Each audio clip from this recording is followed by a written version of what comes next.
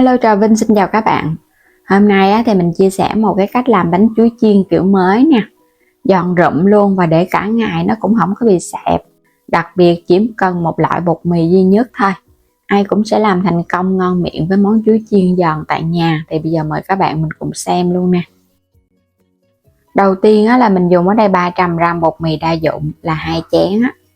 Bên đây là 150ml nước cốt dừa hoặc là sữa tươi. Thêm chút muối cho bánh đậm đà. Mình có ở đây là 2 muỗng canh đường cá. Mè đen nè, mình dùng muỗng cà phê. Rồi các bạn sẽ cho vào trong đây 2 chén bột mì đa dụng cùng với 2 hoặc là 3 muỗng canh đường. Thêm muối. Cho hết phần mè đen vô thau luôn. Trộn sơ qua một cái. Mè đen có thì cho, còn không có thì bỏ qua cũng không sao ha. Tiếp theo là 150ml nước cốt dừa. Cái lớp bột mà có nước cốt dừa vô thì nó béo, và khi chiên lên cái bánh của mình nó cũng xốp cái lớp bột nữa. Hoặc là các bạn dùng loại sữa tươi không đường kết hợp nó sẽ ngon ha. Rồi bây giờ mình dùng tay mình nhồi nè. Bột lúc này nó sẽ ẩm mềm, các bạn cứ nhồi nha, đừng có sợ nó bị khô tại vì đường nó còn tan ra nữa đó. Cứ nhồi đều cho nó quyện lại thành một khối. Bột mà nhồi xong hết thì các bạn thấy nó quyện lại và nó không có còn bột khô nữa thì đậy kín để qua một bên. Mình dùng đây là chuối xiêm. Chuối lá đen thì nó ngọt ngon hơn. Ngoài ra các bạn có chuối nào thì mình cứ dùng chuối đó không sao hết ha. Phải là chuối chín mới ngon, đừng có chuối sống. Chín mà vừa chín tới nó cũng không ngon lắm, bên trong nó sẽ hơi chát. Nhưng mà cái kiểu này thì đừng có làm cái chuối mùi quá, nó bị nở bột á. Một trái chuối thì mình sẽ xắt xéo nó ra. Phải chia ra làm 3 đi. Tại vì làm 2 thì nó hơi dày quá. Làm 3 là vừa một miếng á. Chút các bạn quấn bột vô mình chiên là cái bánh nó vừa ăn. Vừa có chuối vừa có bột nó đều. Quay trở lại bột, bây giờ các bạn sẽ lấy nó ra mặt phẳng ha. Mình để nãy giờ khi mà làm chuối cũng được 15 phút rồi đó. Phủ thêm chút xíu bột khô. Các bạn nhồi sơ sơ lại một cái để cho nó dẻo hơn. Bột ẩm mềm thì ra bánh nó mới giòn ngon. Khô quá là nó dễ bị cứng lắm. Còn bột ẩm quá thì các bạn khó tạo hình. Mình cứ chia nhỏ ra những cái viên nhỏ nhỏ thôi. Một cái bánh thì mình làm một cái viên bột.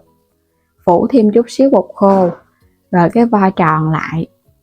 Giống như là mình làm cái cục bột cho bánh bao vậy đó. Có thêm mè vô nhìn cái cục bột nó cũng ngon ha. Các bạn cứ lận từng viên cho nó tròn.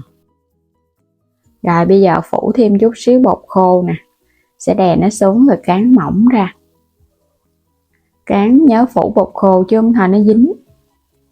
Các bạn cán từ từ vậy nè, để cho cái cục bột nó ra cái chiều dài đó. Thì chút mình quấn càng mỏng càng ngon nha. Quấn vô là nó đều cái miếng chuối. Có thể cán sơ qua một lần hết rồi mình quấn cũng được, hoặc là cán miếng nào các bạn quấn miếng đó cũng được. Nhớ là quấn đừng có cho nó ló cái phần chuối ra bên ngoài nha. Mình cứ túm đều hết. Chuối này chút ló ra bên ngoài là mình chiên nó dễ bị nổ cái phần chuối ra đó. Vậy là xong một cái bánh. Làm gọn gàng ha, không có gì khó hết. Cán mỏng ra, cái tiếp tục mình cứ quấn tiếp thôi à. Quấn cho nó kín hết cái miếng chuối. Bột này nếu mà các bạn cán mà mỏng thì mình quấn đều 2 lớp cũng được luôn. Còn cán như vậy thì quấn một lớp thôi. Xong hết rồi nè. Chuối quấn xong thì có thể đi chiên được luôn. Bây giờ mình sẽ bắt chảo dầu lên chiên. Các bạn thấy cái bánh dễ thương ha, dài dài gọn gọn. Có thêm mè đen nhìn cũng bắt mắt. Dầu nóng sôi quanh đũa thì các bạn hãy thả bánh vô chiên, chứ nếu mà dầu chưa có sôi thả bột vô nó cũng dễ bị chai bột. Thì bánh nó không có nở và khi mà mình chiên nó cũng không có cái độ giòn ngon nữa đó. Chuối chiên bột, chuối chiên nhúng hoặc là quấn bột gì cũng vậy. Tất cả các món chiên khi mà cho vào chiên các bạn nhớ là dầu phải sôi nóng. Rồi để ở mức lửa trung bình thôi, đừng có để lửa lớn quá. Để cho cái miếng bột nó chín và phần chuối ở bên trong nó cũng chín kỹ. Các bạn để dầu hơi nhiều một chút, bánh nó ngập dầu thì mình chiên nó nhanh. và độ giòn nó cũng lâu. Trở qua một cái ha, rồi cái để yên chiên tiếp.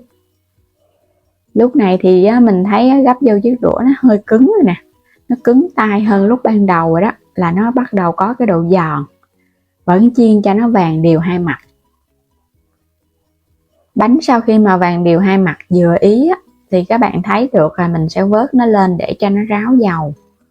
Đừng có chiên lâu quá ha, mà phải vàng nó mới giòn. Còn các bạn chiên mà nó trắng quá là nó cũng không có giòn nhiều á.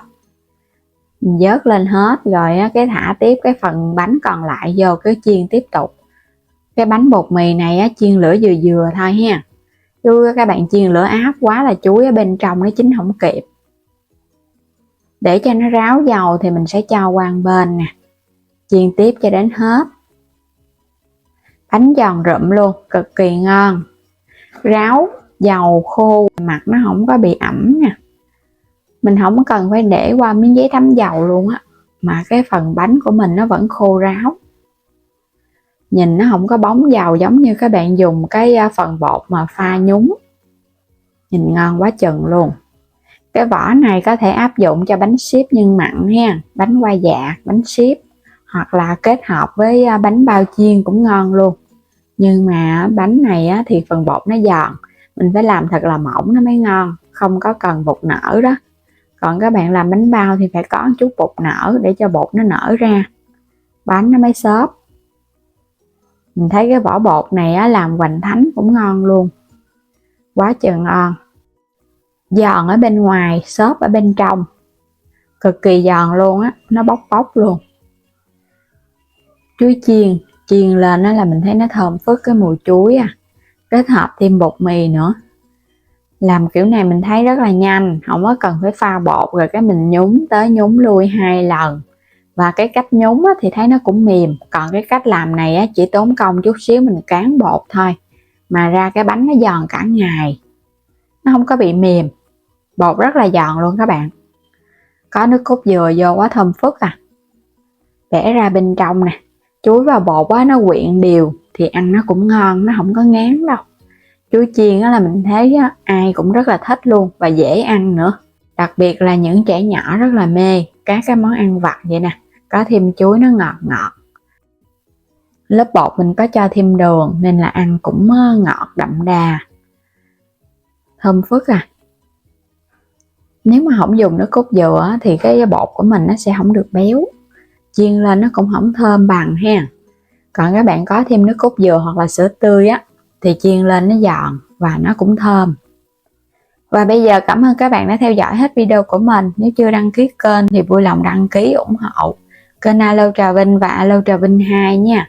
Và vui lòng bấm vào góc trái video hoặc là bấm vào ảnh kênh chuyển đến cửa hàng mua thêm sản phẩm ủng hộ mình.